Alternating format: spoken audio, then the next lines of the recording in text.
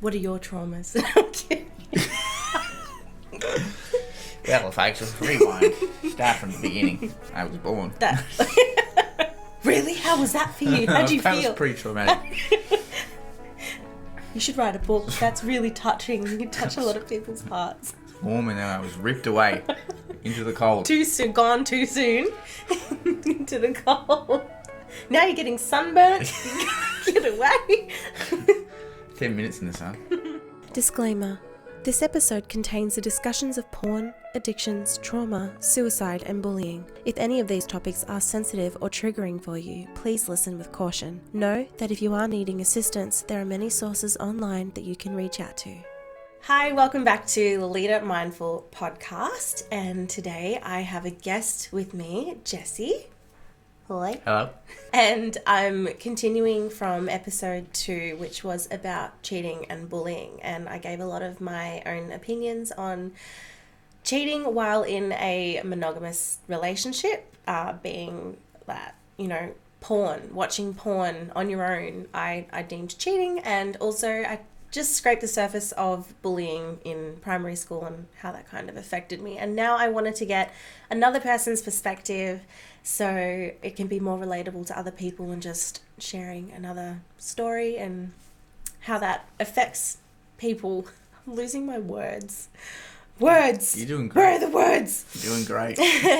For those that aren't watching, I also film this podcast on YouTube, so you can get the visual experience as well. So please check that out on my YouTube channel at kaseyloi, which is kaseyloi.com. This podcast is also on lolitamindful.com, as well as all the major podcast feeds for those of you that are new. And let's get into it.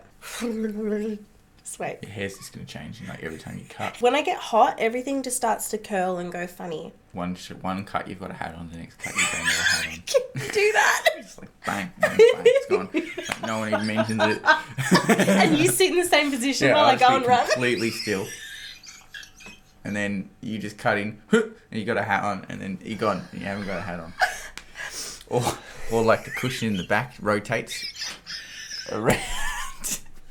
With every cut, it's and just we're like just a slow... full talking about a full serious thing, and that cushion in the back's like just fucking slowly being...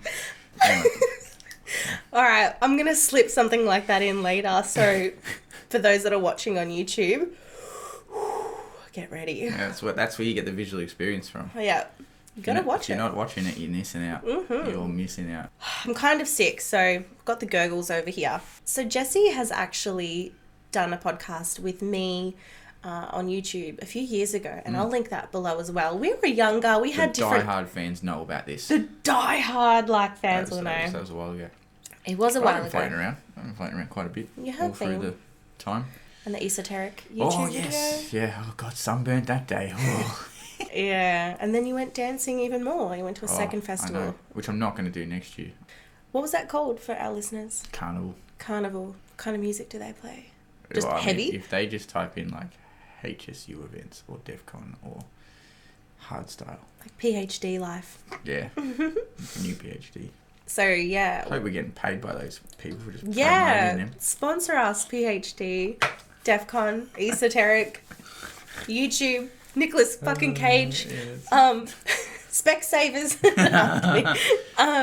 So I get them on the Medicare, right? Buy one pair, get a second free. Yeah, exactly. Oh, it's so super distracting. I went to grab my my mouse isn't working. I worked with Jessie a long fucking, how long ago? 8 years ago? Yeah, something like that. 2015. So it's been a while, and really fucking cool to have that kind of guy perspective and learn more about someone without being in a toxic, fucked up relationship with them that a lot of us have in our life. So it's pretty awesome. Good. I know a thing or two about people, and... You're a life coach? Yeah. Well, you've done life coaching. I studied coaching, yeah. Mm-hmm. He dances. Oh, yeah, I do that. A go-kart. Go-kart. Smart as fuck. Yep. Runs a team of people at work. Yeah, I got good creds. All around a top bloke. This guy. For those that did listen to episode 2, part 1, in regards to being in a monogamous relationship with someone do you deem them or the partner or a partner watching porn without the other partner around? Do you think it's cheating? Yes, no, grey area? I can hear the trepidation in your voice when you ask the question. Oh, really? Okay, let me do that again then. It was really good, and then the end was like... I was like... It's like, it's fucking... Yes, because that's your real... Yeah. It's your real thing. That's why. When What's you the ask word? It's so visceral. Yeah, it's right. Yeah. It's like actually, because you've got actual emotional charged emotions linked to that. Yeah. That's why. That's like an employer asking you at a job interview, how much do you want an hour? And you're like... Yeah, and you got to say, I want $100,000. With full certainty, It's like... no jolting, Yeah. full... You have to be completely... Strong tone, like fucking certain. $65 an hour, sir. That felt good. Anyway. Lessons learned. Carry on. Do you think it's cheating in a monogamous relationship if one of the partners watch porn without the other partner present? Good question. Just thought of it myself. It's a hard one to answer, this one. It's a hard one. And I've got some info I can share later that will tie into this. I guess it really comes down to the relationship itself and the rules within the relationship that individual couple have. Like for some people, it's quite a non-negotiable, can't happen. You know, definitely hard no is what I'm trying to say. And from your episode 2, we know that's not something that floats your boat, and that's fine because a lot of people it doesn't float their boat, and that's fine because a lot of things go on. Like you put yourself in the position of someone who has found their partner watching extracurricular material while they've been away, then it plants the seeds of doubt. It can make our brains can make a lot of meaning up when we see that. It's like, well, am I not good enough? Is there something that I'm doing wrong, or is it that I'm not doing something that they want? Is it that is there someone else? Because you can go all the way to the extremes. It's like, is this just like the catalyst to cheating in a relationship fully, with actually like going in and cheating with somebody physically outside of the relationship? But then there's some couples that don't see that as the case. So this one's a really hard question to answer because it's quite subjective. It is to the relationship, and there are a lot of grey areas because there'll be times when it is okay and there are times when it's not okay. And if you're because if you're with them and then you might use it as a tool to enhance. Yeah, exactly. Add some spice into the moment. Yeah, some spice, some new routines, I suppose you could say. Then it's okay. But then when you're not there, then it's not okay. So then when one instance it's okay, one instance it's not, it can be quite confusing.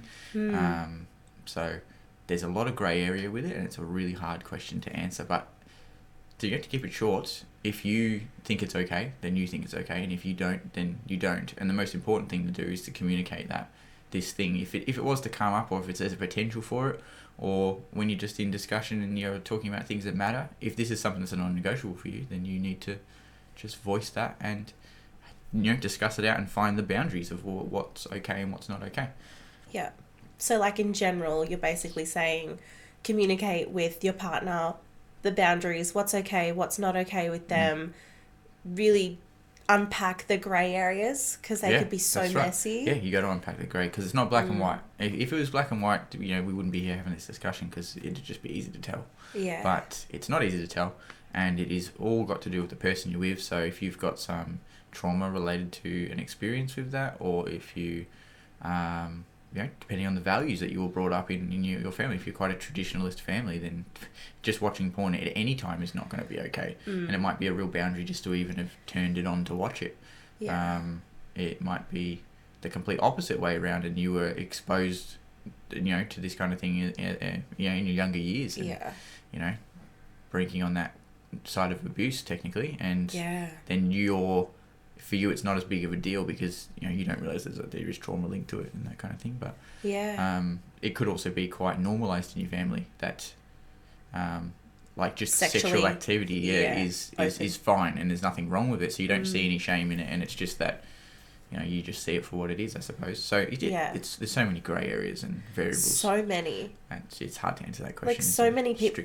It's such a separate topic as well. Like seeing so much sexual shit as a young child, and then how do they process that? But then like, what's the line between like being okay? Is it like hippie and holistic and it's fine and we're all like naked around each other, and then it's like, that's fucking weird. Like, why is that kid watching, seeing magazines lying around, you know, dirty magazines or sex in movies, or like hearing adult sexual discussions that are like totally inappropriate. And it's like, where's that grey area as well for a young child? What is appropriate to hear and what isn't, and what lifestyle thinks it's okay and what doesn't? Like, that's such a different topic as well. It's a whole other thing, It's a whole other topic. What does the kid make all that mean in their head when they don't understand? Yeah. Because especially... You know, I'm not going to go down the road I was about to go down. Jeez, we would be here for hours, which is really like we should. This is what happens when we talk. I know. We're trying to stay on schedule. Yeah, right. This is already the longest episode she's ever done. It's like almost at 20 minutes, which is one question. We sit in the car for like 8 to 10 hours. We've done that a couple of times. Just fucking talking and talking and. Day, night, dinner, breakfast. There's so much to discuss, you know. Yeah. And discussion is so important. Like, it's how you experience the world and process your emotions and things like that. So very important. I'm so fascinated hearing like other people's views. Like, obviously, it's a self thing to then help someone like process their own way of thinking. It's so helps me as well. But then I'm so fascinated. I'm like, why does that hurt you? Like. It almost, it's so intriguing to me. I need to ask more questions in life. That's what I think is important. You need to ask more questions. Ask more questions. If you're busy talking, you're not asking questions. You never Or listening. Or listening or hearing. Which takes me to my next question. You're up to it in one mouth. Yep. Oh, that's a good one. That's not mine, it's someone else's. I'll put the credit. Butchered Jessie Dawson quote. Butchered 2022. Botched by Jessie Dawson. Yeah. Well, obviously that's like a very general answer. Like, would you say that's yours in a relationship? I can't tell you because each partner's going to be different. That's the thing as well. Because one partner might be okay, one partner might not be. But then it comes down to what I think about porn too, myself. So we can get into that, you know. In the next question. The next question here. So it depends. It's debatable because it can be used as a tool, but it can also be very detrimental. So you would have that discussion with your next partner. Yeah, absolutely. Yeah. So do you have a list in? Oh yeah, I got it all written down already. No. I was going to say, do you have a clipboard of like your next relationship top discussions? I have some things that are like shit needs to be talked about, but it's really organic. Okay. It's not like sit down and have a briefing in a meeting room. No. There's minutes. Someone records the minutes, and then we put it in a document. It gets filed away, and then it gets dated month by month, archived. Then we put a trend line in, and we see across the years and compare to last year's results. Increase, like decrease. You know. Yeah. ROI on the. Dawson and Co. Legal team looking after it. Absolutely. Yeah. Mm-hmm. Okay. I would want to do that. Like, next relationship, I want to have you should do that. A clipboard. Maybe not like, you know, trend lines and stuff, but you should have a Would very that scare someone away? Come on. Imagine they sit down. Let's go through our relationship. Point 1. Wait. Right, so you want to be my partner, do you? Okay, well, you write this down. I have a severe boundary with A, B, and C in the form, and my values are on D, E, and F, and I will not stand for HIJK, and... I hate K. K, special K. Yeah, it's, yeah. For those that aren't watching right now, I have glasses on and Jesse's writing this down. The audio, you're missing out there. I would love that, but I just wouldn't want it to scare someone away. And so we got to bring it up organically. This is not even in the questions. We're off on a tangent here. I know, but it's fun. Yes, you should have some questions that you should go through, and that's the best way to handle that. And I think even just talking about what goes on in the relationship in sort of sexual realm needs to be discussed more anyway, because it's such a taboo thing, and the more you get to know the person that you're with, the better experience you can have. So. And that comes with, like, self-awareness too. Yeah. Like, not everyone's going to know. And you've got to explore to become self-aware. Yeah. Yeah. Fuck. Oh, So it's like, no paradox, wonder man. why so many relationships fall on their ass. Anyway. Yeah, exactly. So what effects do you think porn has on the human mind? So addiction, numbing, escapism. Another good question. Yeah. Yeah, so this will answer some of the previous question as well. Porn's pretty bad, right? Just straight up. That's how it is. It's not great for your brain. Is It that- can be used as a tool in a relationship, sure, and that can sometimes be great. Yeah. That's probably the only exception to it. For some people Porn, that are like, oh, what do you mean porn's bad? No, it's not. Yeah. It's just vanilla. I watch vanilla shit. I watch bloody missionary sex and... See, Consensual sex. only They watch sign porn contracts. with a story. Yeah, there's a storyline. Brazzers. Storyline. Missionary. Progression. It's all consensual. It's all consensual. It doesn't fuck me up. What? It's not bad. They've I'm got- not hurting anyone. They've got a waiver. Yeah. I don't think they even care about that. You know, I'm not hurting anyone. They I'm definitely just, do. They do. I'm just having a wank in the fucking toilet at work. Like, I'm not Yeah, hurting mate, no I've one. got 30 minutes. 30 minutes. And I need to eat lunch as well. 30 minutes. Yeah, quick 3-minute in there. Bang down to the tasty truck.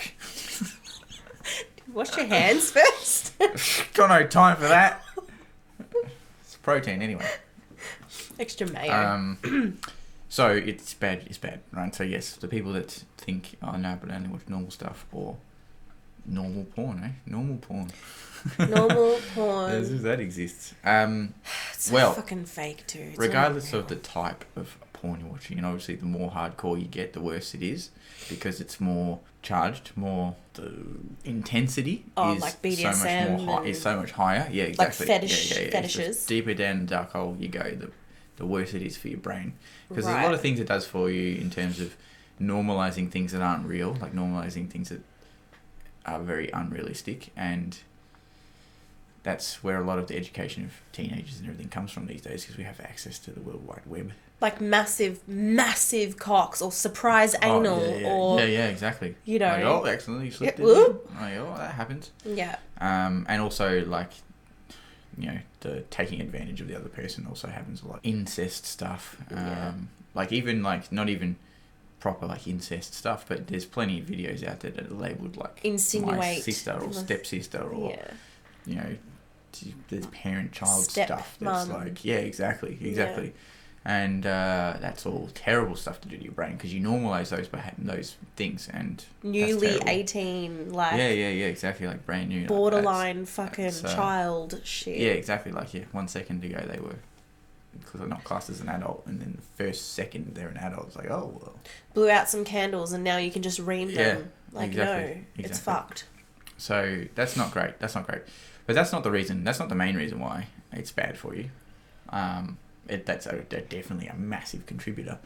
The biggest reason why it's bad for you is because you got to look at your chemistry of your brain. So I learned this actually very recently, so it came out in such a good time, from a neuroscientist. Yeah, he's got a YouTube channel. You watch his stuff, and he talked about this dopamine in our brains is the reward drug that's released, and that's also the same thing that gets released when we take things like MDMA. Well, that's more so serotonin, but it still releases some dopamine. But cocaine most definitely, and methamphetamine, those two are like huge for dopamine releases, and even heroin too. So when you take them, they overload the receptors in your brain, and you feel fantastic, because that's literally like cheating the system and getting your brain to release things that it just doesn't normally release in such quantities. Yeah. And you trick yourself into thinking it's a good thing. And the reason that's the case is because when you release dopamine, dopamine is like the reward, as I said, the reward chemical. So it says to your brain, I must have just done something really good, so do that thing again. And this is how people get into addictions, because they do the drug and there's no effort put into getting the reward. So normally when our brains release dopamine, we have a goal to go to, we work our way up to the goal, we achieve the goal, it releases dopamine, says, well done, that was a good job, do that again. And it's the same for when we eat food, right? So thinking about food, we get a dopamine release. Like right now I was talking about it, it's releasing such a tiny little bit amount of dopamine because food is a reward. Then when we go to make food and we go get food, whatever it is, wherever we're going, dopamine's climbing on the journey to the food.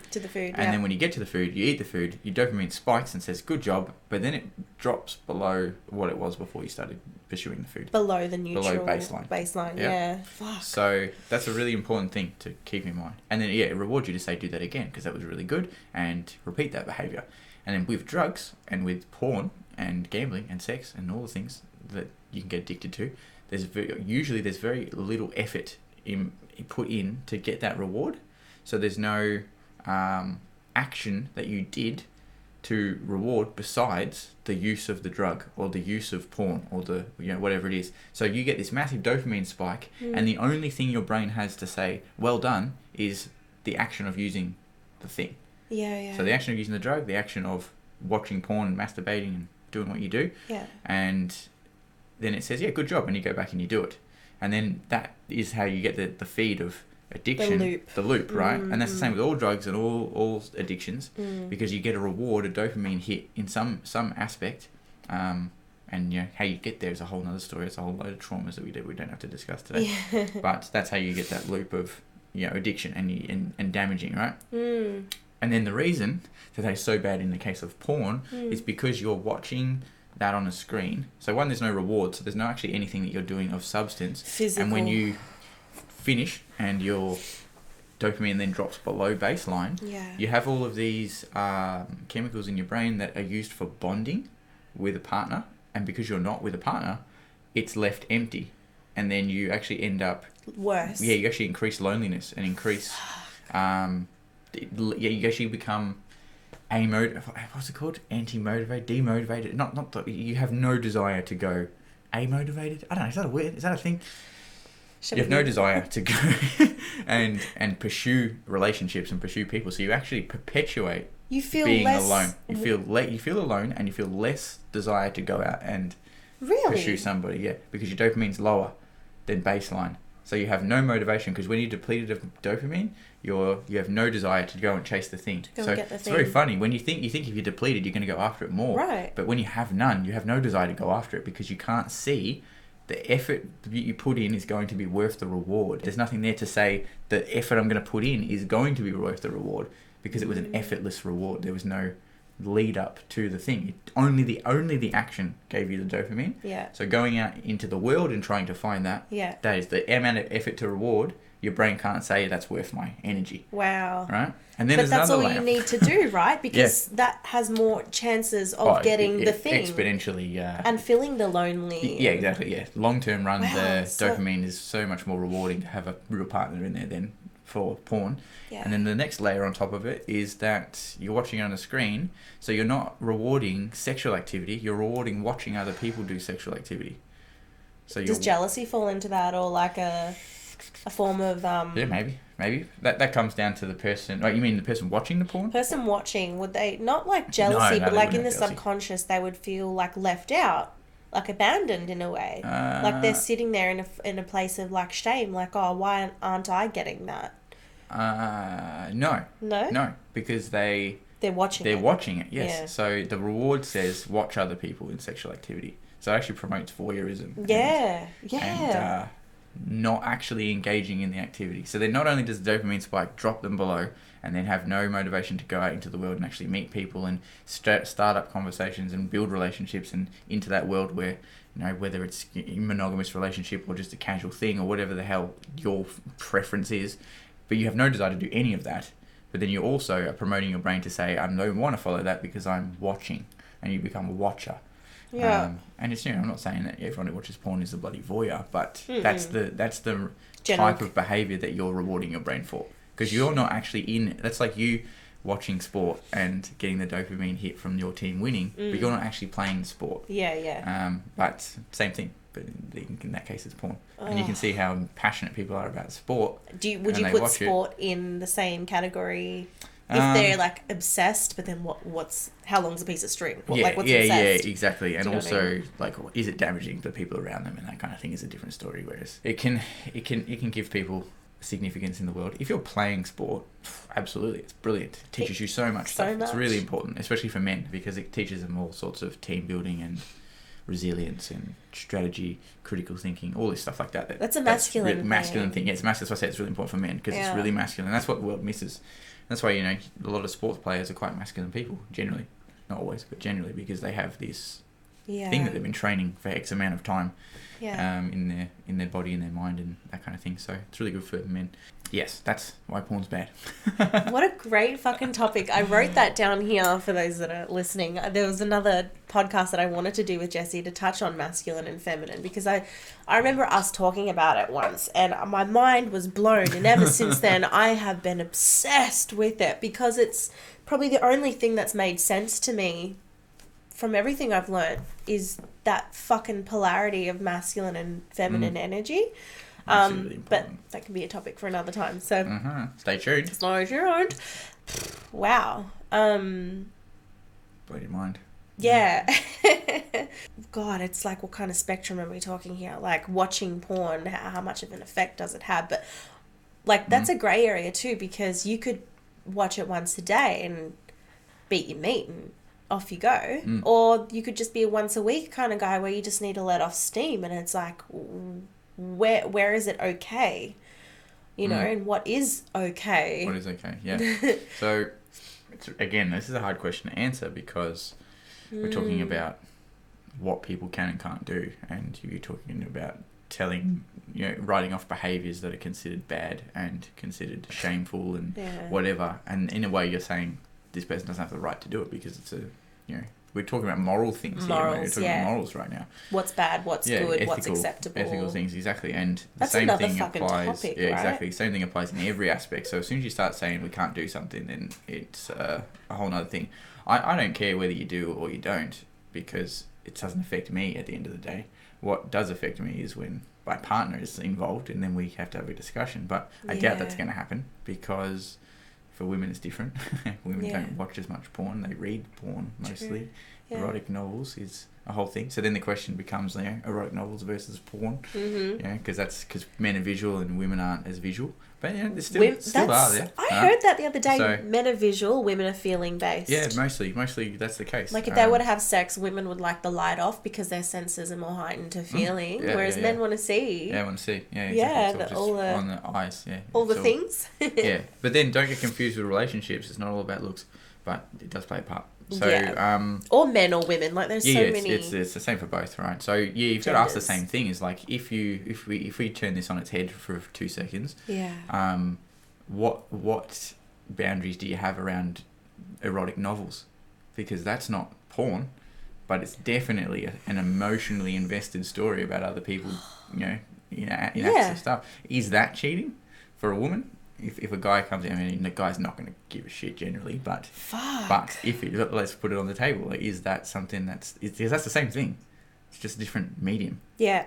It's different context. It's not a visual thing. It's entirely left up to your imagination. And it's completely in your imagination, which, in a way is worse. Yeah. Because it's completely within your realm to imagine the thing that you prefer instead of having it given to you, like the simple men get given to them. Fuck. Wow, I never thought of that. So there's the other side of it. Because I could read a sentence in an erotic novel, and so could another woman, and we would think of totally different scenarios. Things, the scent, the smell, the touch, the everything. All the sensations, all the sensations. And then I would think, like, if I was in a partnership with someone, would I be lacking all of what I imagined reading that sentence in that book? So then would that be cheating? Because I'm probably not getting that from my relationship, or I am, and I'm just like relating the two together, like a memory with my partner, and I'm reading the book and going, oh yeah, we did that too, and I'm creating the story. Yep. I don't fucking know, actually. That's like... Is that cheating? Is that not cheating? Yeah, exactly. Because that's the same thing, and that's just putting it the other way around. So there are two streets to the question there. One's for the men, one's for the women. I'll have to think about that. Leave it in the comments. I'll put that in my next relationship. Put it in the clipboard. In the clipboard, yeah. Is erotic novels cheating? Yes. Is reading erotic novels cheating in a monogamous relationship? Yeah, so if you answer that question, you've answered the same question for the dude, I suppose. Yeah. Wow. Because it's the same thing, just in a different format. Obviously, the dudes is a lot more visceral to the eyeballs, but your brain, your imagination's just as good. So yeah. So what alternatives do you think there should be for a male to like relieve themselves? What do you think? And like, if you're in a relationship, like, what would you deem like appropriate or acceptable? Good question. Do you have an idea? Okay, so on my clipboard, I would have, first of all, I'd be in a relationship where I want to be more fucking evolved than I am today. Be two wholes come together and just make each other better. Like, first of all, that's like a given. And then the second thing would be having those conversations early on, and this porn topic would be one of them. And if they needed to relieve themselves, I would want to supply more than enough content of myself for them to get off on and have it be reciprocated. It's like off the topic of the question, but I think there's more to a relationship than just getting off and just this expulsion, if that's a word, of energy. This just like this release. I feel like there's so body vomit of just releases. There are so many other fucking amazing things in life that haven't even been tapped into, where I'd want to go with this person, this Ken doll clipboard. So that's my answer. Yeah, all right. What's yours? Cool. I was curious. Because obviously you've come up with these questions for a reason, so I just wanted to know. Yeah, well, I would say that was probably the only outlet there is while you're in a relationship, because obviously when you're not in a relationship, it doesn't matter what you do. You're single, you don't have anybody to answer to except yourself. And in that question, refer to previous answer for why you should be taking care of yourself and not partaking in detrimental behaviours to your brain. But if you're in a relationship, then there isn't really a reason, a alternative besides what you've just proposed there. That's probably the only thing, because anything else would be falling into what we've previously spoken about. So unless you've got some sort of special arrangement in your relationship where that's okay, then generally it's not going to be okay, because you've got to be sensible about it when you're in a relationship. You shouldn't need it as much. Not saying that you should be just like hooking up every single bloody day of your life with your partner and that's why you don't need it. I mean, as in, you shouldn't need it because it shouldn't give you anything that your relationship doesn't give you. Yeah. So it all comes down to the quality of your relationship, and you're in your relationship, so you're responsible for the quality of that relationship.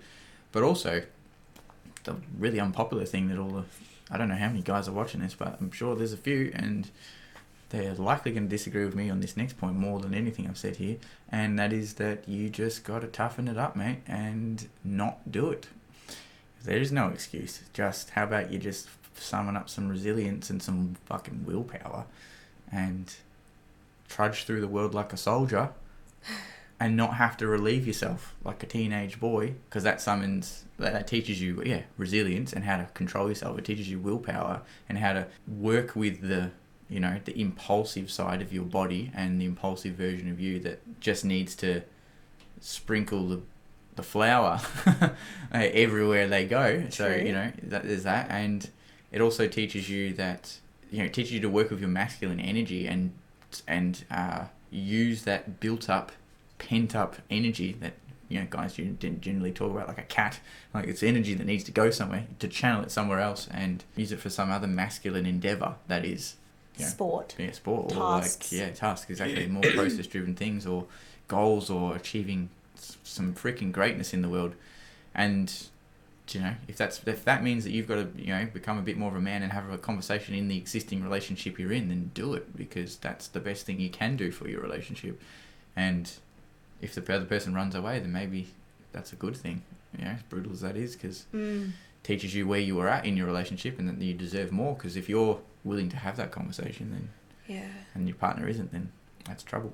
So for the guys out there that are like, but why? Like, why is impulsion so bad? It's just that control. It is just control. Yeah, control. It's simple as that. So if you can't control your impulsivity, then you're no different to a child. That's as simple as it is, because children can't control their impulses. Yeah. Adults can. People with emotional balance, emotional stability, emotional control are able to say, no, that's an impulse, and I can control myself, and I don't let myself succumb to the impulse. Well, it is a primal drive, and it's pretty strong, and I don't think women quite understand what it feels like as a guy to ejaculate. No. Just have this drive of the urge to do it, because it's our like it's literally our biological makeup to just go from as many sources as possible, because as a male you want to procreate in every single avenue you possibly can, because that means that your DNA and your genetics are spread out into the world and you survive. So it's like it's the same thing as when women talk about having a baby and they look at a baby and it's like, wow, my guts are just exploding, my ovaries are churning, right? And you get all this it's that drive, except for the other side. Wow. Yeah, exactly. So that's how strong it is. It's not just like, I'm bored and I feel like it. It's not. It's that level of primal drive. So but saying that, you can just be more of a man, summon it up, and push through. So I'm not saying abstinence, because that's not what I'm promoting. And that can be an avenue for some people, if they want that. Yeah. Set yourself a window that you can say, okay, I'm not going to do anything for this time, because it proves to you that you can do it, and that's a goal. Yeah. And that's masculine in itself. Right? See, just even holding off is a masculine thing. So, see, I've done that. Yeah. So would you say that's me being masculine? No. It's whatever you want. It's like a boundary thing. Yeah, it's exactly. It's a willpower thing. Yeah. Technically, if you want to get technical, it is an A to B goal. So it's technically a masculine thing. Yeah. But in terms of like whether it's masculine or feminine, it's both, really. Yeah. But there's like a bigger dynamic. Yeah, there's a bigger dynamic. Exactly. Yeah. Boiling it down, it's technically masculine because it's a task. It's a focus. It's one thing doing one thing. Yeah. It's an A to a B thing. Yeah. So.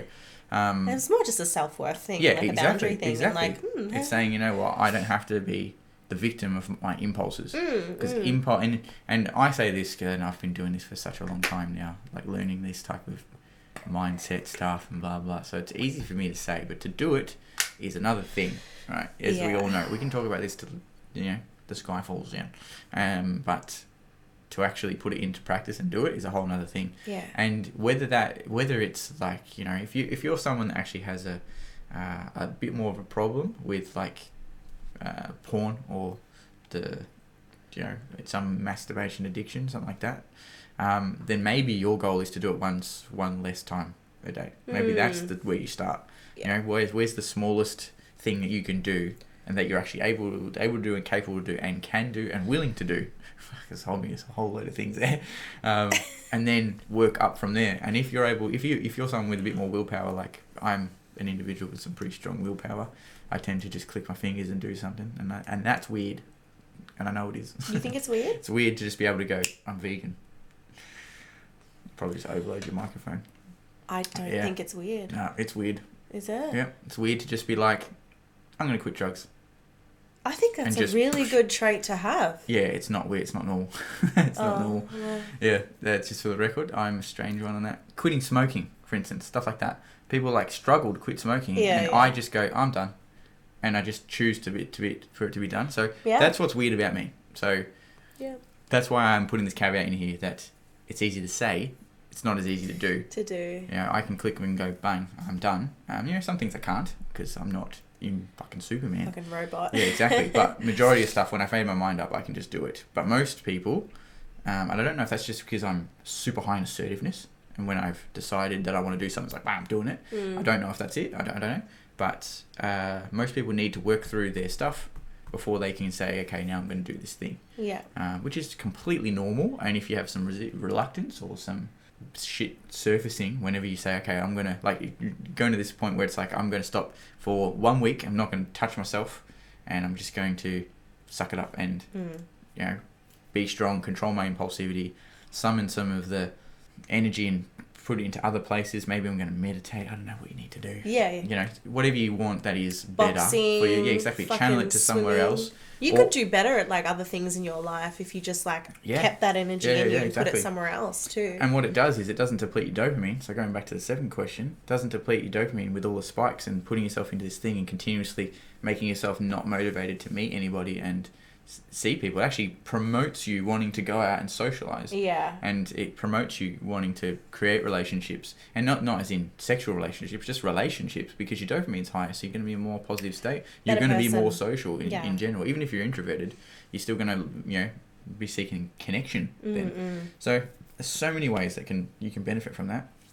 And if that's where you start, that's where you start. And whatever comes up, because stuff will come up for you when you try and do something like this. It's such an internal thing, I think at the end of the day, do what you want to do. It's all just up to the individual, Yeah, We're not saying what you should do or how, but I think the main point of this is just to go inward and really figure out some of the choices you're making in your life. I'm not one to preach, but definitely it's such an inward journey, all of this. So I hope it's bringing up stuff for you. I really do.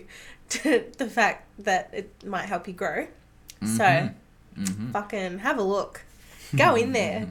So moving on from the cheating and porn conversation, I wanted to touch on bullying, which in episode 2, part 1, I did express that I had a little bit of bullying. I had a little. Before I ask you these questions, though, misophonia, how is that okay for you? Because you're doing it? Yeah, probably. Who's got misophonia? Yes. Kills me. Yeah, I actually hate slow gulping noises, like soup and hot beverages.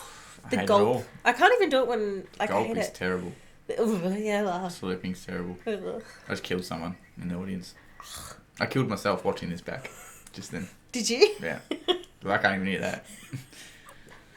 So if you didn't listen to part 1, I did get bullied, and it was a lot to do with my weight, my curly hair. I was just very more European than the other kids, and I don't think a lot of my friends or people knew that back then, but I was really fucking alone, and it was shit, and a lot of them were boys, and they contributed to a lot of my men trauma. Fascinates me a lot, that statement, because I would have thought it was more females, but yes.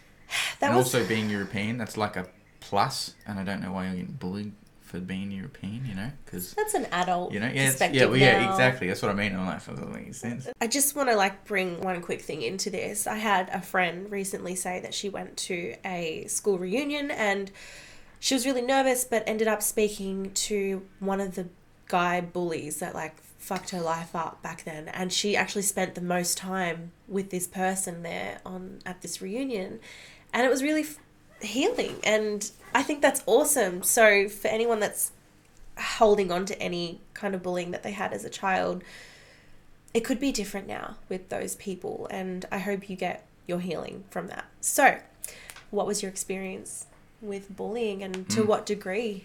My entire schooling was trauma. That's the answer to that question. My entire schooling, yeah, from when I was 4 years old all the way till I left school, and then even a little bit afterwards as well. But it's in the past now. Primary and high school? Primary, high school, whole thing. Kindergarten, all the way from I was bullied from 3 years old until I was 15. Yeah, it's pretty bad, eh? What? It's pretty bad. So I went and saw a psychologist once. Yeah. And do that because it's great. Therapy is really important because you get to talk and get to process your emotions and all that kind of thing. And it's really good.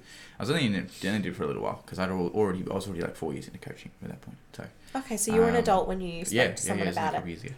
And my psychologist was shocked that I'm so together and not falling to pieces. It's very impressive that you're alive, coping completely fine. And I was like, that's good feedback. Yeah. So it wasn't once upon a time. Is this when you wanted to go, when you were doing coaching, you wanted to go to a psychologist just to get feedback, just to see what they would say? Yeah, I wanted to see what the different modality was and stuff. Yeah, I wanted to know because coaching and psychology are completely different. And in coaching, it's just all about how you can change the current and move forward and blah, blah.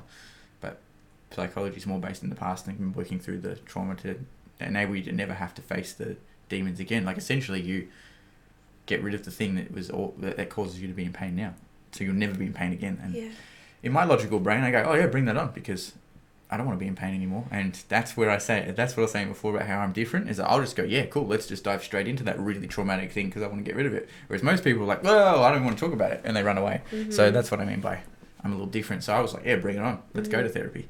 And I was in a point where I had, stacks and stacks of cash, so I could just go and pay for whatever psychologist without thinking about it, because it does cost money, and that's a large part of people not getting therapy too. It's hundreds of dollars. So I was in a really good paying job at the time, so that was really good. And she said that was quite together, which was really good feedback considering how bad my bullying was.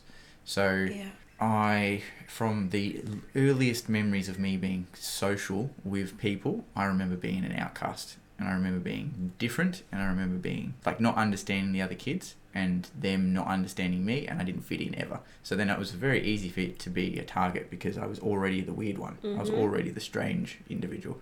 And I'm fairly sure it's just because I was intelligent and because my IQ's quite high.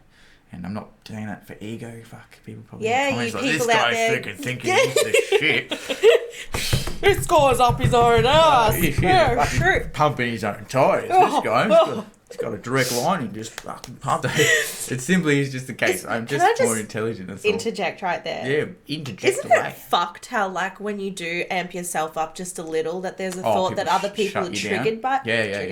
By that? Now, that's genuinely a correct use of the word triggered. Oh, it was correct? That's a correct use of the word triggered. Hell, there's too many grey areas. Because that's literally, I would then be triggering someone else's emotions. You would be. Their insecurity around something. That's a whole nother conversation it as well. That by just saying that I'm...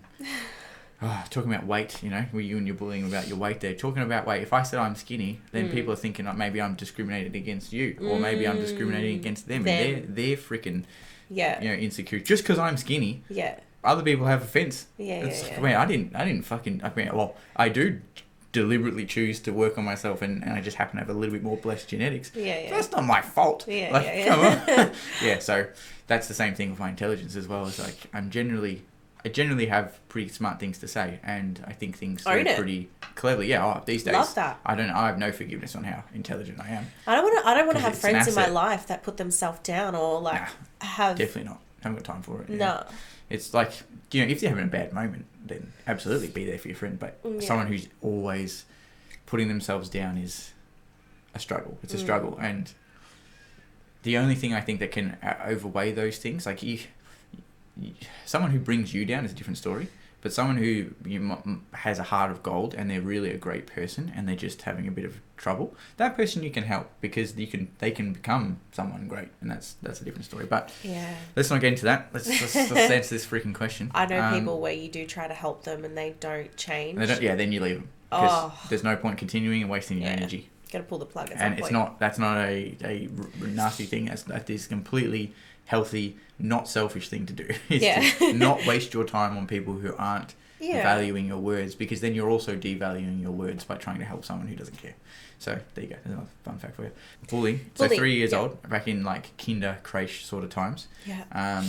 I remember even like because I like to follow the rules as well when I was younger. Like I definitely didn't follow the rules when I was older, but when I was younger, I liked to follow the rules. I was a good kid.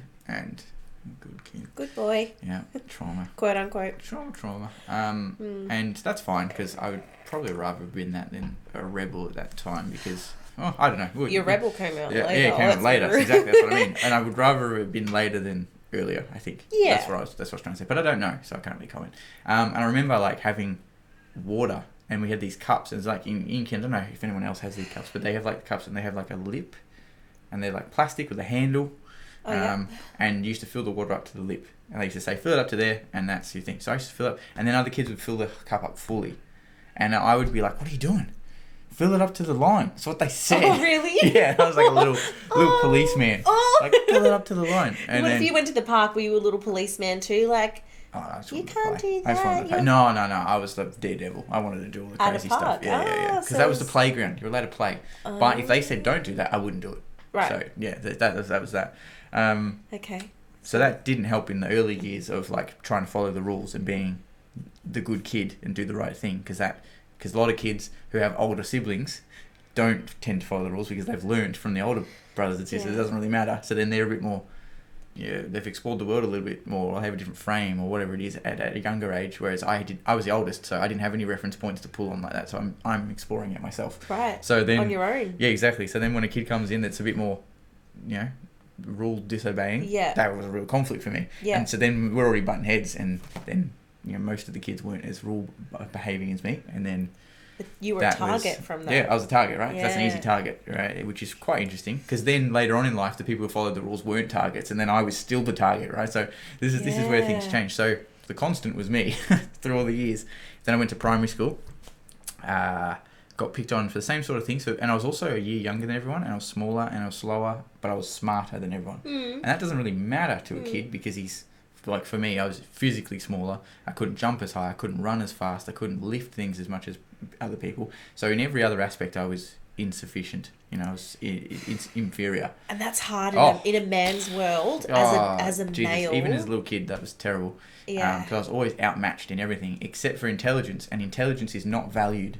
It's No. not a valuable skill set, even though that would have helped us survive. Maybe in primal times. No, it wouldn't have been. It wouldn't have been, because bear will eat me, because I can't run faster. Yeah. So technically, I think there's a balance with primal I was like times, exactly. In later on, as an adult, that's a huge skill set to have the intelligence to be able to strategize. Yep. But as a just straight survival, because I was a year younger than everyone. If I still had been in the year lower, I would have been even with everyone. But I was too smart. I was too intelligent, so it would have killed me, to be honest. Did that make you like invert? Or I just think of like I just folded inside out. I just think of like a penis. Hang on, wait. Not invert, like introvert. Did Funny. Did that make you like funny. Just like a banana? Yeah. That's terrible. That makes me give me heaps of jeebs. Yeah, no, I wasn't introverted, so I'm always been extroverted. I'm a highly extroverted person. Not like super, super, super, super high, but I am more than above average. From average to extreme extrovert, I'm sort of the middle of that. So I would be in the above average bracket and close to very high. Yeah, but wow. I've always been extroverted, so I've always wanted friends, and I've always wanted to be around people and stuff. Yeah. And I've always been a joker and a bit of a show pony. And you don't have to be loud too to be an extrovert. That's enthusiasm. Like, enthusiasm is one aspect and assertiveness is the other. And I'm extremely assertive. I'm like, if I go to that same scale, I'm like fucking here, assertive. So I'll tell everybody what they, just tell them like it is. Yeah.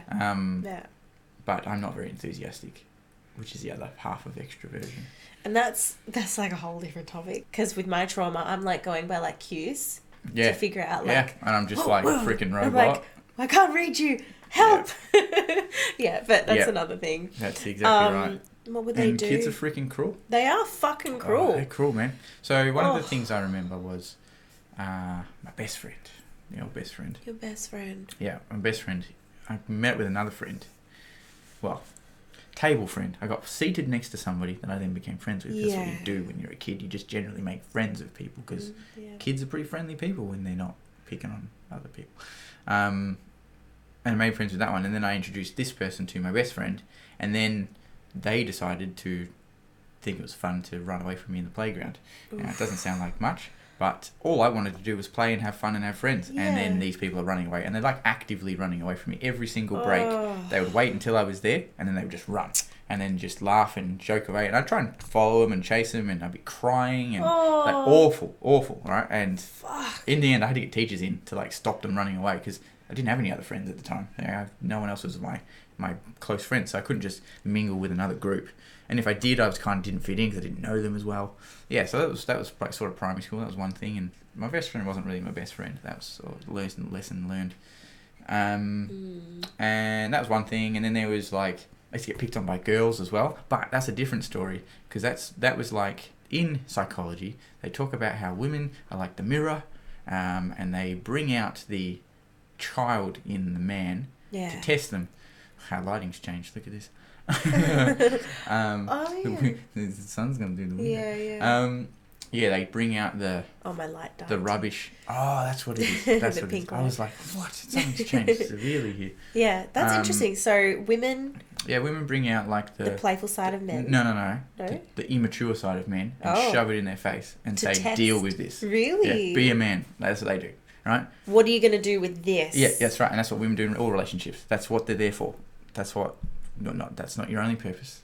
Don't fucking hate me in the comments. Did you hear what he said about us?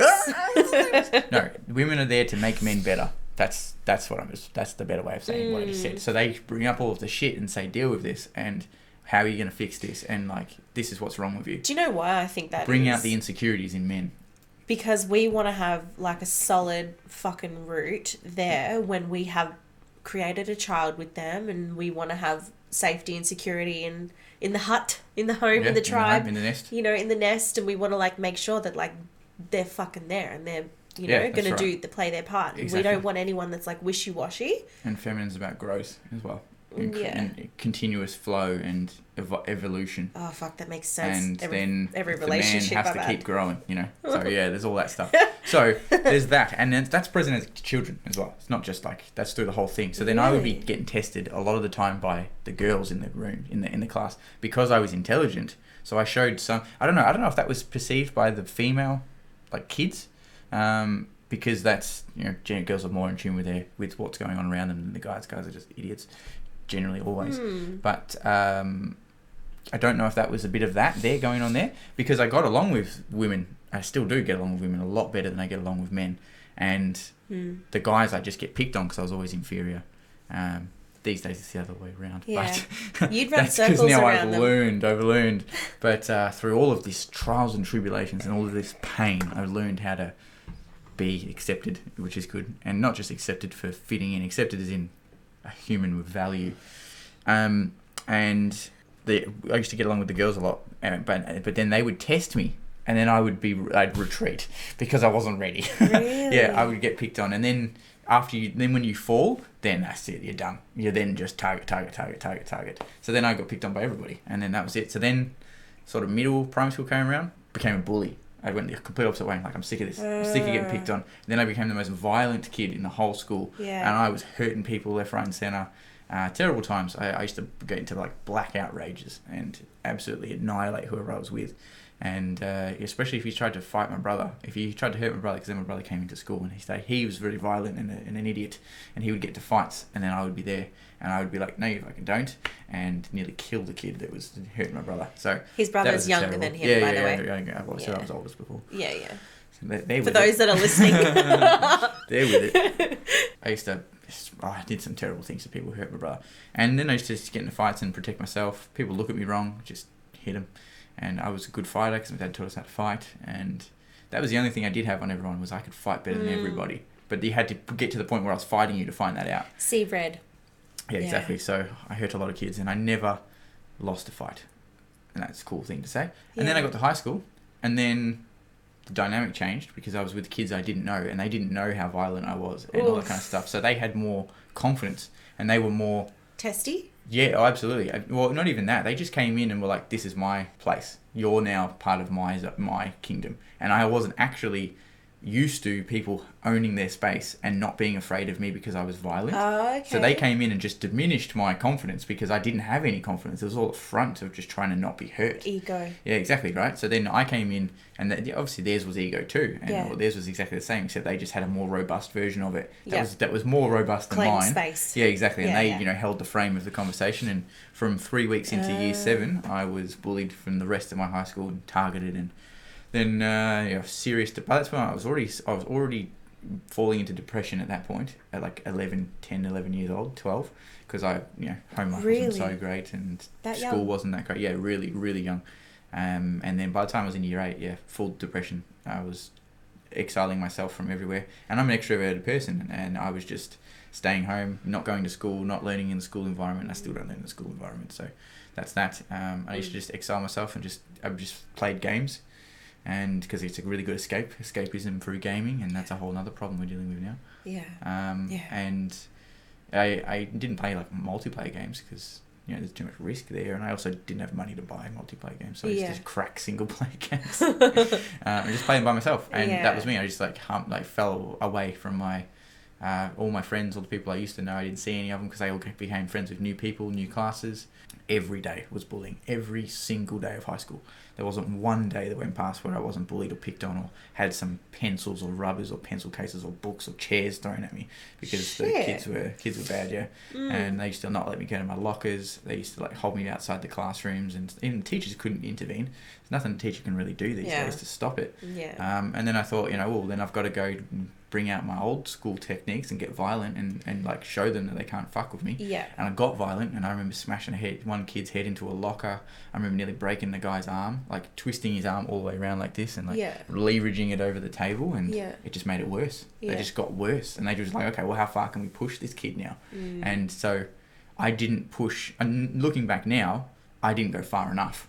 And if I had have gone far enough, they would have stopped. But I didn't want to have to go that far. And I prefer to be able to say now that I didn't break the kid's arm and I didn't smash the locker and by hitting the guy's head into it so hard I broke the locker door, because that's a worse story to tell now than to say that I did that and then stop the bullying. Because then later in high school, we got into some different classes, and then I started making friends because the classes changed, because the first 2 years were like set classes with those people, and then year 9 came on and you had electives, and then I started speaking with other people, and finally that was when I started speaking, and people found out that I wasn't that strange, or like that I was just a normal person and I was nice and stuff like that. And then I started making friends, and then the tables turned and I started being the more popular person and hanging out with the cooler kids, and those kids that were picking on me fell down the hierarchy.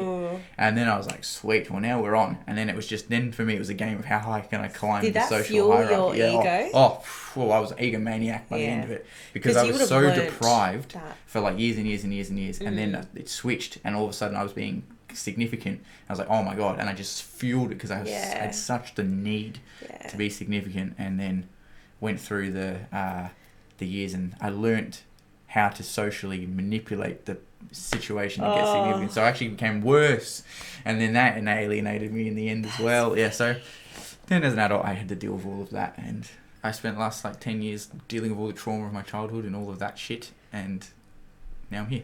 How do you think it shaped you as a person though, like today, going through all of that plus the in-between that you probably haven't mentioned on the podcast? So of that, what it has done, it's given me so much reference and contrast points in life. So I know that things can always get worse. They can get so much worse than they are. That's the thing. I've talked about this in my own podcast on one of the episodes. As bad as you think it can be 10 times worse. There is always someone in a worse off position than you are, and they're going through hell. And as bad as my experiences were, there was suicidal thoughts in there. I never would have done it. My ego was too big for me to actually do it. You never tried? Nah, never tried, because I was too important.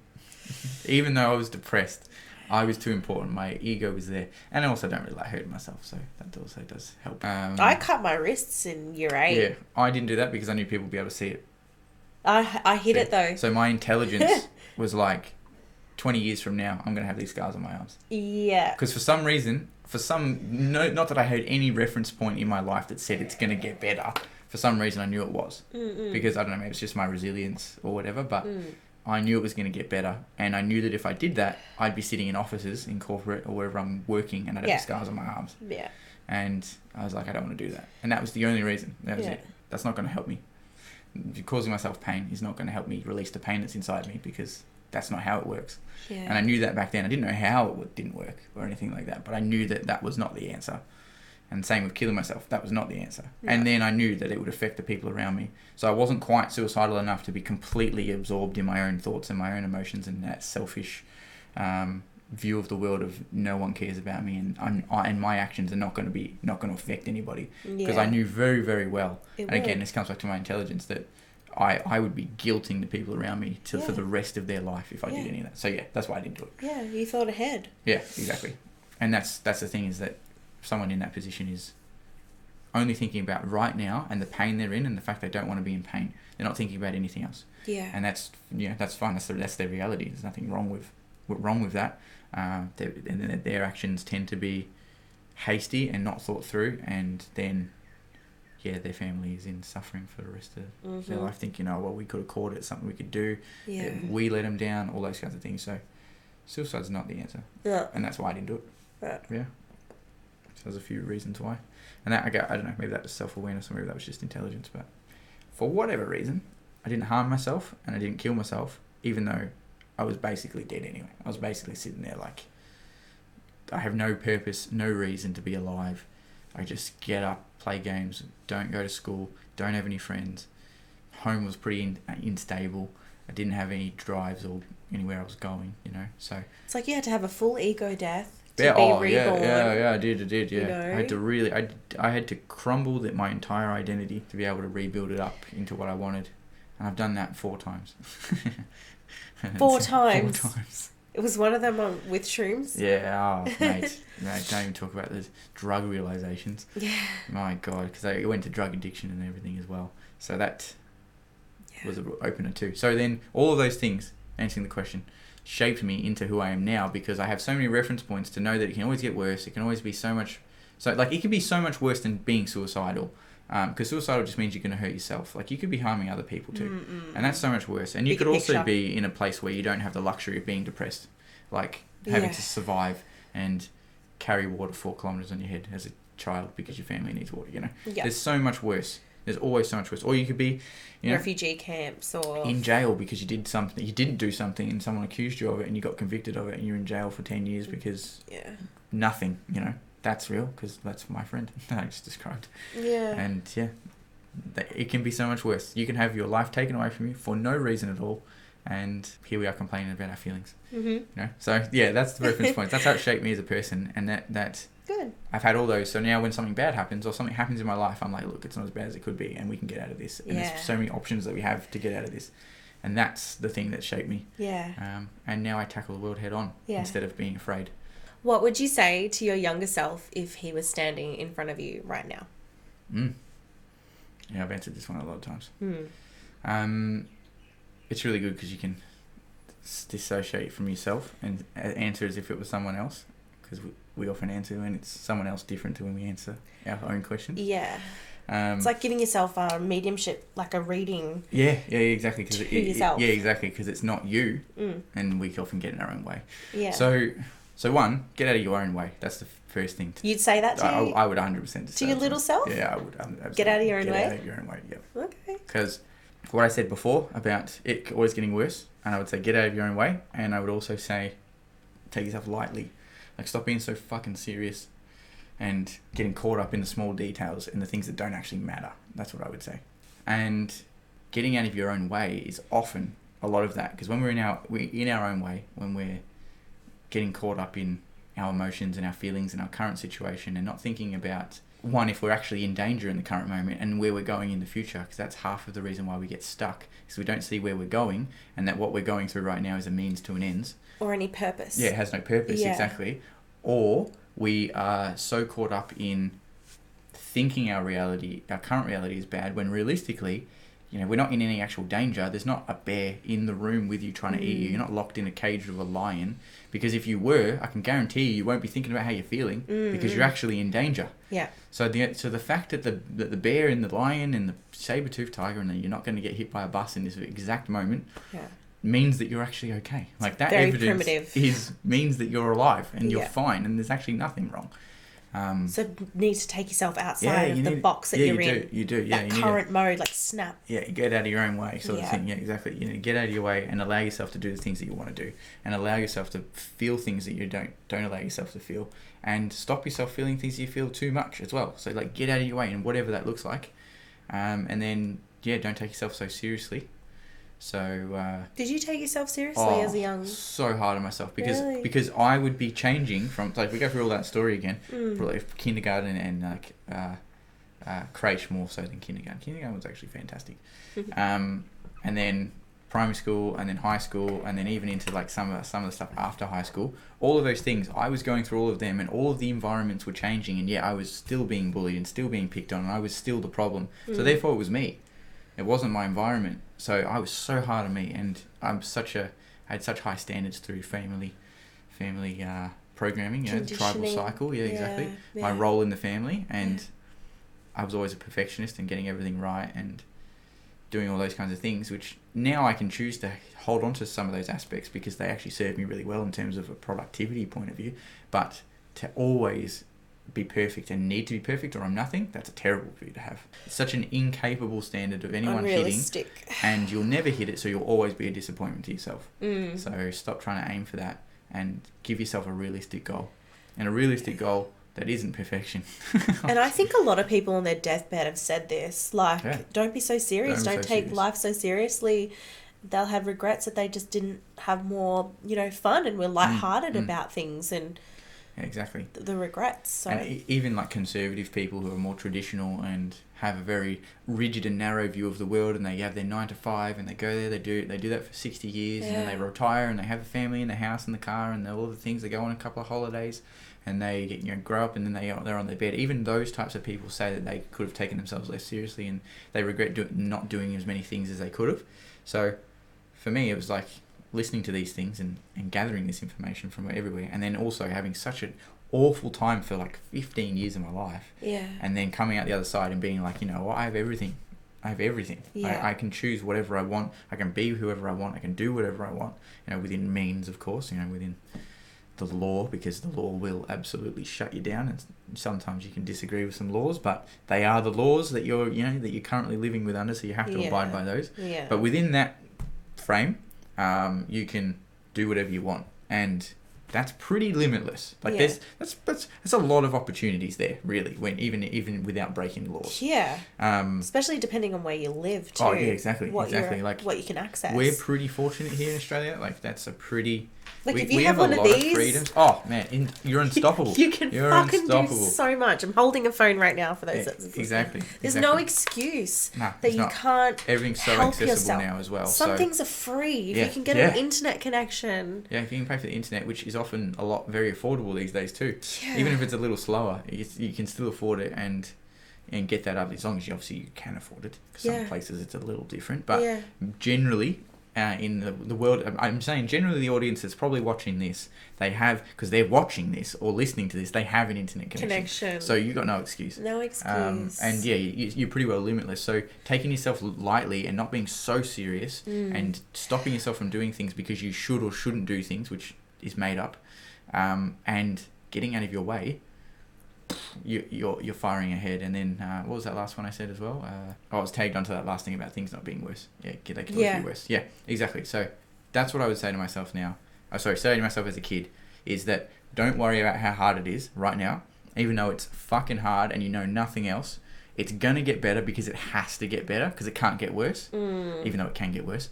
But at that point in time in my reality, nothing could have gotten worse than where I was. Like I was in the end, I was a freaking junkie drug addict, living on a mattress in a bungalow on the floor, not being able to eat and dying. Essentially, that was my life. So it couldn't really get much worse besides me being homeless, like fully homeless, which wasn't really a reality for me. So I was at about the bottom of bottoms I could be.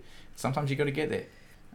All through that and all through the bullying and everything, if I had taken myself a little bit less serious, maybe I would have reacted differently in a social setting and allowed that to be more of a casual interaction instead of me putting myself into that target space, because a lot of the bullying in the later years, especially the later years, was my own fault. Really? You blame yourself? Yeah, because I made it worse for me. I didn't make it better. I made it worse because, right, and this is Psychology 101 right here. So I was starved of significance. Right, as we said before, starved of significance being that I didn't get any. I was like completely insignificant. I had no goals. I wasn't popular. I had no friends. I had no one to lean on. No relationship. Nothing to strive for. I was pretty freaking zombie. I was just getting up and doing. I went to school because it was the law. That's where I was, and I hated it, and it was awful. The childhood law. It was just and it was even worse for me because then going there meant I was going to get abused. So going to school meant I was walking to abuse. Yeah, exactly. So it was 10 times worse. Maybe not 10 times, but it was. That's a bad self-worth thing. That would be ingraining some shit into. And all figures of authority are all forcing you to go because you have no other choice. Coming home, to an unstable household. And obviously it's improved tremendously these days. But so then I was starved of significance everywhere, and the only place I got significance was when I was getting picked on.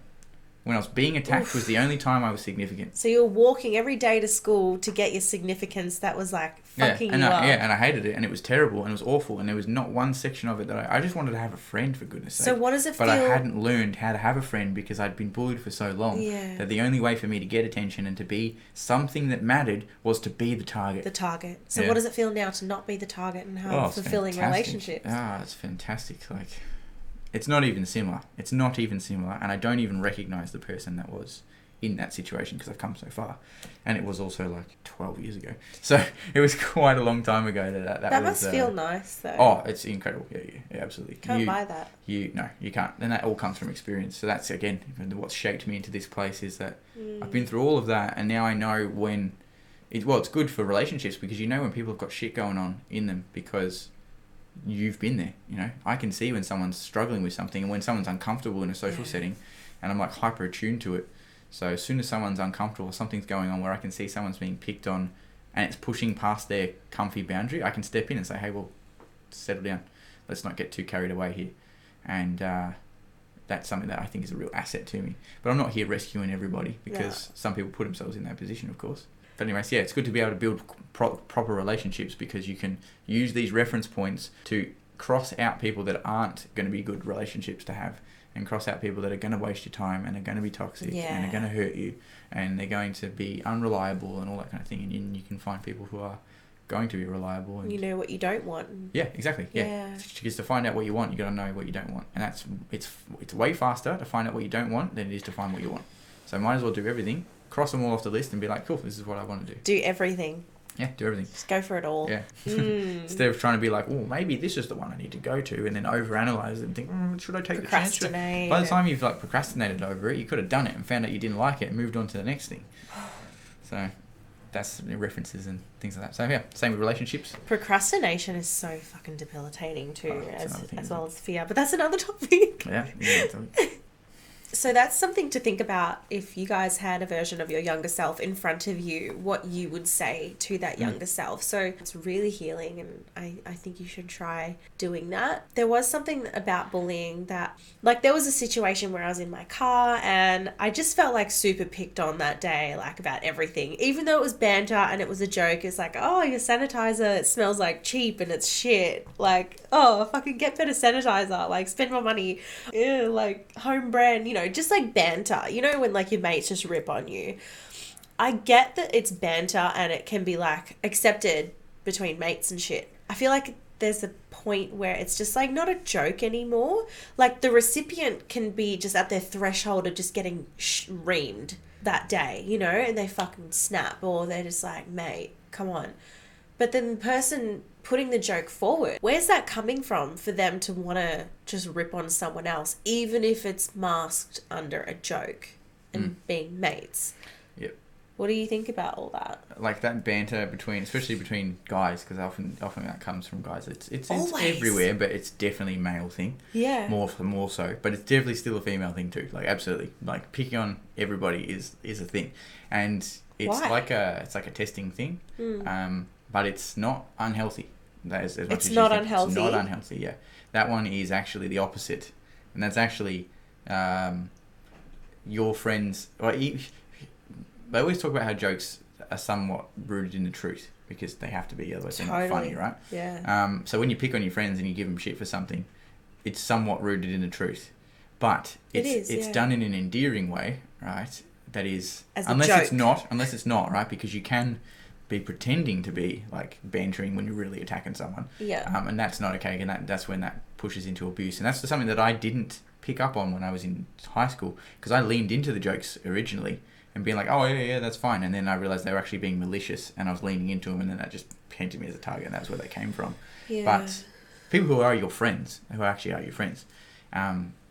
actually in the same way that a woman tests a man and says, this is what's wrong with you, is the same thing as your friends giving you banter and joking around and saying your bloody sanitizer's cheap.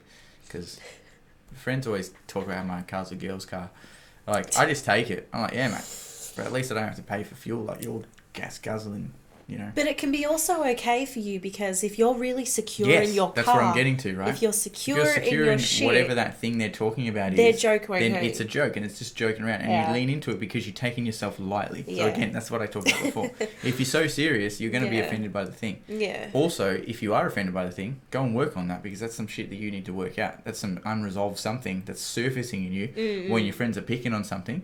Because what it also is doing is they're sort of testing to see if you're going to run away as well. Oh, really? Especially guys to guys. Because if you're able to insult someone and they don't lean into it and they don't do that, it means that they're not going to be there when the fight kicks off. essentially. Like we brought it down back into like they'll retreat. Yeah, they'll retreat, exactly. When They'll you're in the fight, the bear so much. Yeah, exactly. And when the bear growls back, they gone. fucking yeet. And they leave you there to fight the bear themselves. Yeah. So it's and then it's they like throw a it back on thing. you, being like, "Oh, why are you so serious? Don't Yeah. fucking take a joke." And you're like, So, yes, "Whoa." That's because you're then calling them out on their behaviour. Yeah. And then like their behaviour is unacceptable, and although it depends on what they're joking about and the context and you and them, right? And the mood. Like, if sometimes they're being, it's not a vibe. if they're being aggressive for no reason, then that's not appropriate. But if they're being joking and bantering and saying something, and then you get offended by it, and then they react to your offence, there's two ways it should go. They should either be like, oh, well, sorry, I didn't actually mean to offend you, or they're giving you shit on something that you shouldn't be offended by, and you're just charged about it. So then go and work on that. The hard and fast rule is if you're offended by something that your mates are joking about, go and fix it so you're not offended by it, or get new mates. That's the two Yeah, avenues. that's the black and white answer. Get new mates that won't fucking pick you about shit. Yeah, exactly. Because if they're always picking on you to a point where you're offended and hurt, then that's not a friend. That's not a friend at all. That's someone who's just damaged and hurting people. Yeah. But if you've actually got a friend that's good and healthy for you, and they're picking on you because that's a sign of healthy emotional intelligence and emotional stability, you should be able to laugh at yourself, especially when you screw something up. You should absolutely, and they should be able to hang that on you for ages, and you should still not be offended because it was a silly thing to do. Do you know what I love doing? I love it. I love picking on myself when I do it. When I'm like, you will never believe what I just did. Yeah. And I tell some stupid story about how much of an idiot I was, because that shows how much emotional stability I have. Yeah, and same for anyone else who does that too. Yeah.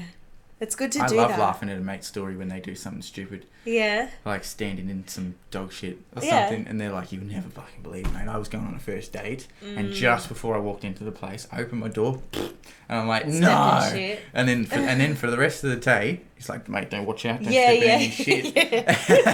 and it's like testing them, and they're like constantly all day they bring it up, just rub it. Yeah, and if you get to the point where you can rustle them a bit, that's funny, but that's bringing you closer, because you know it's something that bothers them a little bit, but you're not attacking them and saying that they're any less of a human. Wow. Yeah, I wonder why humans like doing that. Why is that a bonding thing? It's all survival again. Yeah, back to that thing of like who's trustworthy, who's going to stick around when it gets tough. Yeah, it's all about that. I think it's conditional. So it's actually a healthy thing. It's not. It's unhealthy when it's unhealthy, but generally it's a healthy thing because it also shows closeness and creates connection. Yeah. Through that. And that's a version of humour. Not everyone has that humour. Oh, that's right. You know, that's and right. if you don't like Everyone's that, different. Have a conversation with your friend and be like, "Look, I don't appreciate that kind of humour. I'm just too fucking sensitive." And then for oftentimes, there's feedback in both sides. Is one, you're hanging around the wrong people, and two, you've got some more stuff to work on. Yeah. So go away and get more resilient, so you can come back and not have that thing bother you. Because at the end of the day, it's just words. Yeah. And you're not actually in danger, and you're not fighting a real fight, and stuff isn't really tough. If they're joking about, like, we had a relative die really quickly and they're really harping on you about it, then that's a different story. But, something serious, but then, in the right context, like if some event comes along that's a hurtful event, a traumatic event, something in my world, and it upsets me, I either don't want to talk about it at all because I'm not ready yet, or if I do talk about it, I don't want them to treat me any differently, because if they treat me differently, it means they're walking on eggshells and trying not to do things, and they're being a different person. But I just want them to be the fucking same person. Stability. Emotional stability means you show up the same every time. Because if you're a different person every time, then how the fuck can I trust you, Yeah. And same that's for survival, too. Yeah, exactly. It's all survival. And that's how we can tell someone is consistent and someone's trustworthy, is their consistency. And by picking on your friends, you can find out where they're going to be inconsistent. That's where that comes from. It's literally survival. But if you are in a position where you're getting picked on a lot by people that are, and they're continuously offending you, then maybe you need to find different people, because there are people that are just mean. Yeah. And Toxic. at the same time, when that does happen, go back and sit down with yourself and say, how do I figure out where this charged emotion comes from? What reason I'm offended, and resolve that within you. Maybe even go to get some therapy and go and do some psychology stuff.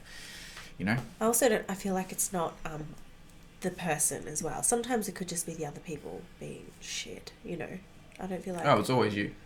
Because you reacted. Even if that person's being an absolute arse. Even if they're being, so toxic. Even if they're being, attacking and violating your boundaries. It's still me, the person not your fault, taking it. But you still reacted to it, so you can still do work on it. So the reaction. Yeah, the reaction. Part. Yeah. The reaction, yeah. Getting emotional over Mate. Yeah. Definitely get rid of that person as well. Yeah. But then go back to yourself and say, how did I get this triggered over this? Like, is this because it's trauma? Okay. Yeah. Is this trauma that's triggering? Why did that thing? spark something in me that I was like, oof. That's right. Yeah. Because if you resolve it, it'll never happen again. Because you then build emotional robustness.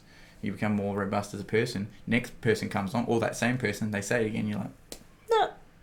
Yeah, you're pretty shit Water too. off a duck's back. Yeah, and you can come back to them. Yeah. And then you're like, no. And then, okay. Yeah. And you can always tackle more of the world and handle more of what gets thrown at you. Because if you get thrown something and it knocks you, you need to work on that. And a lot of things are going to knock you in life. Yeah. So I'm not saying it's your fault, because it's absolutely the other person's fault for attacking you.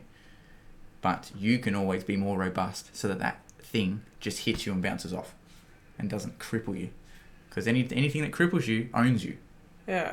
And you don't have control, and you don't have the ability to keep moving forward when that thing happens, because whenever you encounter it, you're stuck. Yeah. So you need to build that up. So anyways, that's the joke. We're going off topic again. I know, but we always go off topic. It's so relevant though, because it's like you'll ask something and it really...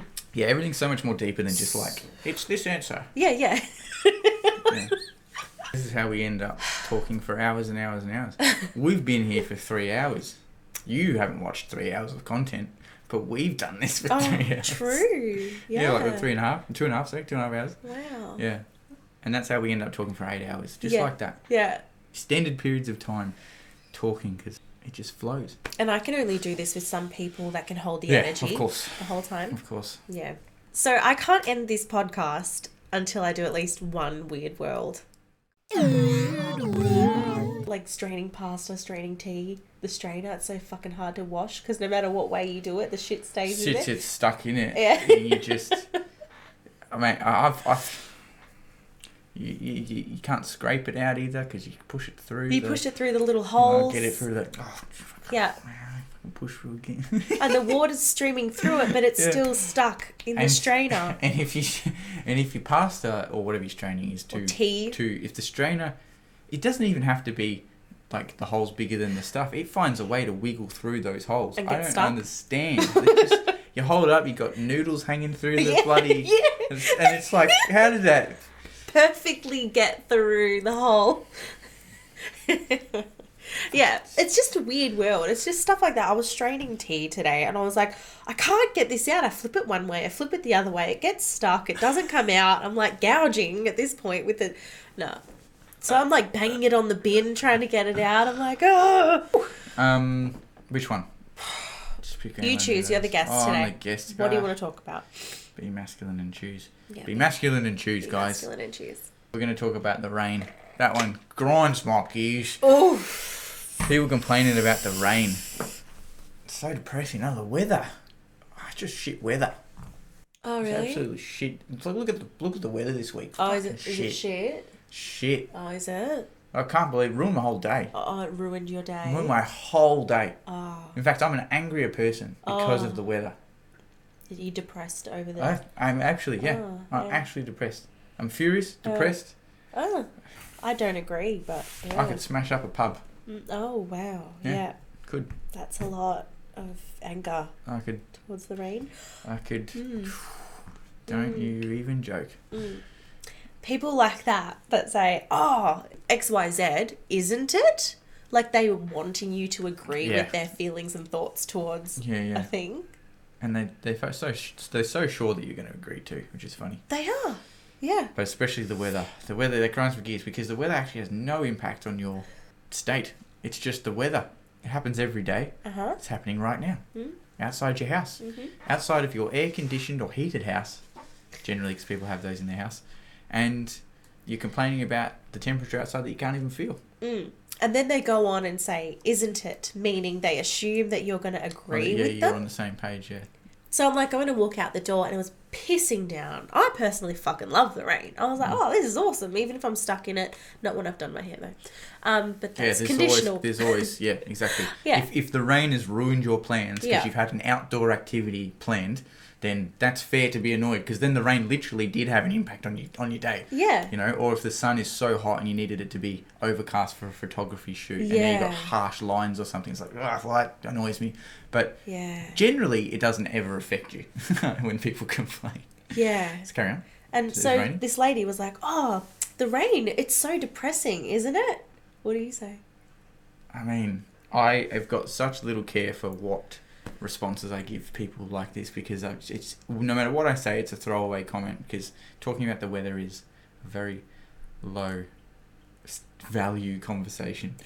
Yeah. They say like it's depressing. I'm like, yeah. I just sarcastically, but they think I'm agreeing with them. I start playing my own game. See that. I start playing my own game. That's how I do it. I don't do that. It's just straight up, or depending on. It also depends on who it is too. Because if it's someone I'm closer with, I'm like, they say like, oh mate, it's fucking rain. I can't even believe it. It's just such so shit. I'm like, yeah. Hate to be inside. Ooh. Hate to be inside in this aircon or in this heater. Fuck, it's pretty tough. And I just like completely crush it. Like, what are you fucking talking about? You're inside. You're not in the rain. It's not affecting. You're not even going outside today. I know, right? Yeah. Like, yeah. So I do one or the other. I either play into it as a game, and I'm like, yep, that's absolutely. Oh, it's the worst thing. I can't even believe it. Like, in the rain and the drivers, and I just get right. Do you? The leak in my roof. No, and they just don't know how to drive. And a nightmare. Everyone forgets how to drive. Funny. Yeah, I do that, or I go the other way and just. What are you talking about? And they're not even. So stupid to say that. I don't think they probably do want you to agree. They want you to validate that they think it's depressing and it's shit. Yeah, exactly. You know? They want that connection, confirmation on their opinion. Yeah, exactly. I don't know why, because the weather isn't really that significant to me. That's why, I suppose. No. But you know. It's a filler. It's a filler conversation. It's what people talk about. Yeah, people can create commonalities over it, I suppose. Yes. So you can have that in common and create that little bit of connection. Yeah. Also, people don't like just to stand in silence, so they fill that space. They fill the vacuum. Whereas I'm more than happy to just sit there and just stare at the wall. Oh, yeah, I love that. I'm completely comfortable with not saying anything at all. Me too. And a lot of people aren't. So that's where that combo comes from. Yeah. I like that you play into it and you joke about it. Oh, yeah. Gotta have fun. I'll just say nothing. I'm just like, oh, okay. Like, you don't even fucking want to know my thoughts and opinions on this weather. Yeah, because clearly you're depressed over it. And then whenever you actually do share your opinion, they just zone out, or they leave, or they're like, oh, that was a bit too much, wasn't it? That was a bit much. How dare you have a difference in opinion I got a person at work who'll ask me a question, and halfway through the response, they'll just be like, oh, and they'll just go back to their keyboard. No. Yeah, and I'm like, I wasn't even finished answering your question. I was talking to you like this, and then they just turn and just... What? I'm like, you're kidding me. What? You're kidding me. So I've called them out a couple of times on that. I said to them, like, you got to stop doing that. Straight to them. They're like, well, I'm working. I'm like, yeah, I know, but I was talking to you. Yeah. I was mid-sentence, and you just decided that was more important. Oh my God. I was like, you got to stop doing that. And what's wrong with people? Now we're good. Now you're good. Yeah. See, guys, communication. Oh, that was still a woman. Oh. She'd done it to me about 100 times at that point. And I was like, I'm sick of this now. You're putting your foot down. Yeah, exactly. Well, I hope you guys enjoyed that podcast. I feel like I said a lot of things, and I don't know if they were any good. You feel? Oh, I love that you're feeling. Well, that's a feeling. Do you think? It's a thought as well. It's a thought? But it's definitely more of a feeling. Oh, yeah? Are you feeling it? Yeah. Are you depressed over it? No. I won't think about it for too long, but... Okay. Don't hurt yourself. Oh, no, it's dangerous. Don't think too hard, guys.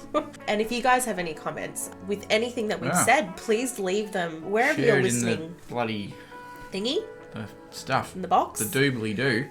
I'll read the comments on this episode as well anyway, so... Yeah, there probably won't be many, but I'm really hoping there'll be a lot. Don't sell yourself short, love. There'll be so many comments, it'll be hard to keep up. Wait, whoa, settle down. Don't get too... Oh, fucking hell. There's too many grey areas. So I hope you do all the things, share, like, comment, and if you find it relatable... Do all of them, but do one of them. Yeah. Don't do nothing. Do something. Hey. Okay. That's literally how I used to end my podcast. I know. You can tell I'm a fan. Bye, guys. Thank you. Right. Spottheflower.com